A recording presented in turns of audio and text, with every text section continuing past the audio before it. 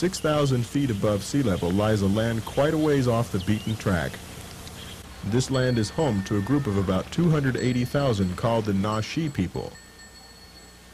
Centuries ago, the Naxi people migrated from Tibet to settle near the first bend of the great Yangtze River. Tiger Leaping Gorge is the name given to the spot where the river becomes so narrow that tigers can leap across. Yet not many tourists actually make it to this famous Chinese landmark. Further south is the Naxi city of Lijiang. The heart of Lijiang is the old city, where waterways still run under homes, and centers of worship are preserved in quiet gardens. Meanwhile, the modern has grown up around the ancient. The Naxi dress in functional clothes, trousers and vest of simple blue or black cloth. A visor called a liberation cap is commonly worn by women today, replacing the more elaborate headdress of the past. Many Naxi women wear a T-shaped cape of sheepskin and quilted material, with straps that cross in the front.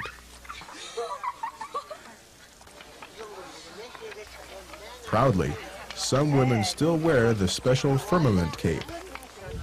7 round discs with tassels hanging down represent stars with rays of starlight. Some say these capes represent the diligence of the Naxi, working hard from morning until night.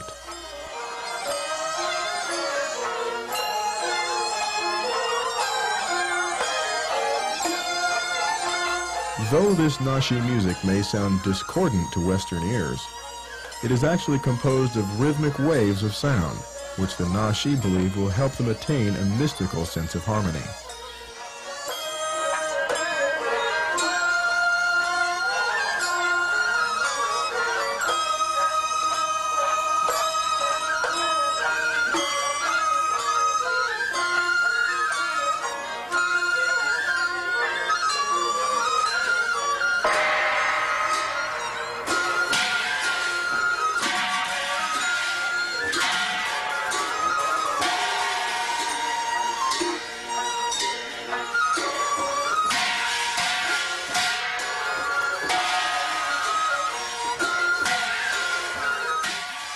The Naxi believe that the sound of the gong echoes to heaven.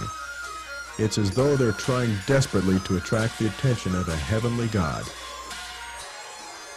The serenity idealized in parts of their music reflects the influence of Buddhism, but it's the frenzy of sound which is perhaps more symbolic of their true spiritual life.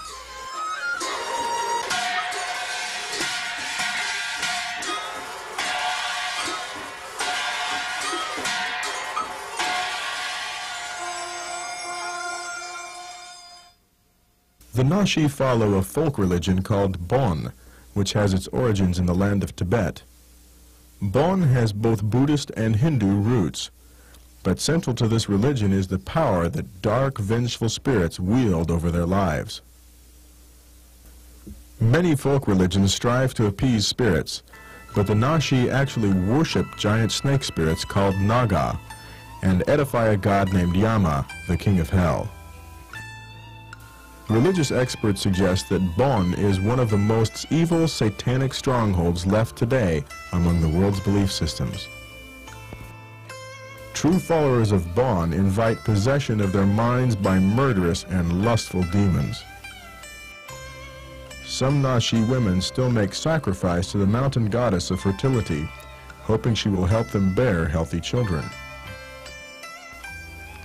Since ancient times, the odd hieroglyphs of the Naxi written language have been used mainly to record the sacred scriptures of the Bon religion. How will the Naxi learn that there is a living God who can deliver them from spiritual darkness?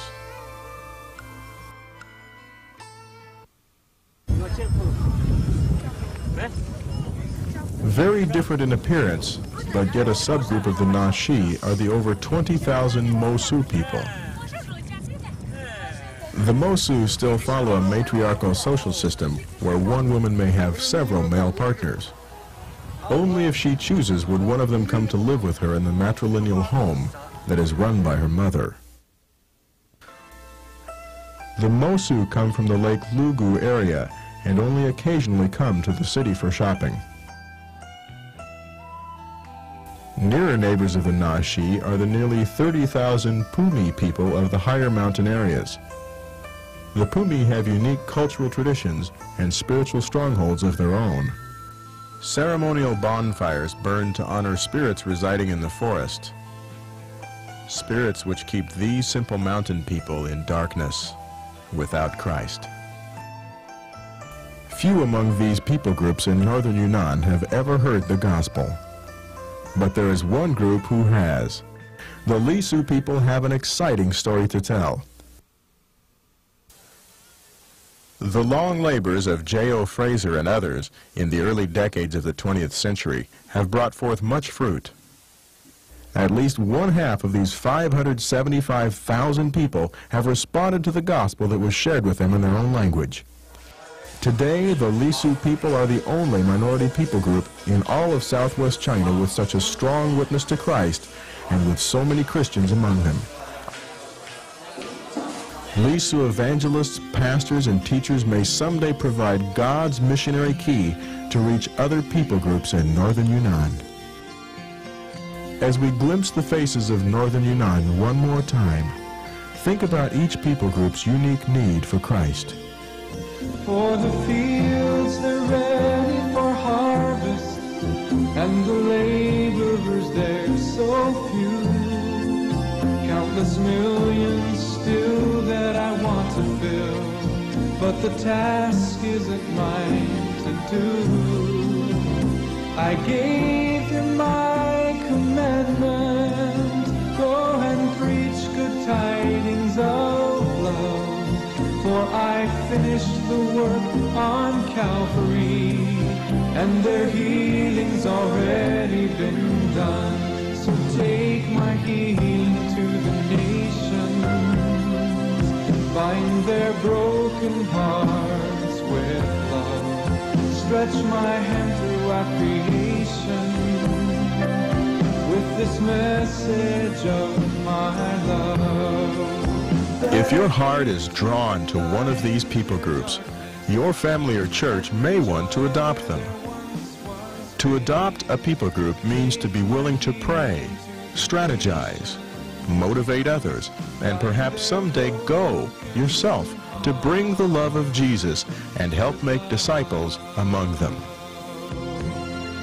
Take my healing to the nations, bind their broken hearts with love. Stretch my hand throughout creation with this message of my love. That I came to bring light in their darkness and bring joy where there once was pain. Take my healing to the nations. Take my healing to the nations. Take my healing to the nations with love.